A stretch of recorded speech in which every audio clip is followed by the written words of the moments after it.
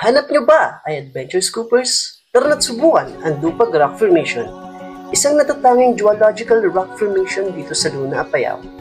Ang pag-akyat sa Dupag Rock Formation ay masasabi kong isa sa pinakamagandang experience. Hindi madali sa umpisa, pero pag narating mo na ang pinakatuktok, mawawala lahat ng pagod at mas ma-appreciate mo ang likas na kagandahan. Para sa akin, ang paglakad pataas ay isang paglakbay ng sarili kung saan makikita mo ang iyong tunay na lakas at kahinaan. At sa bawat hakbang, mayroon bagong tanawin at bagong pag-asa. Agyaman ng amay na suportayo,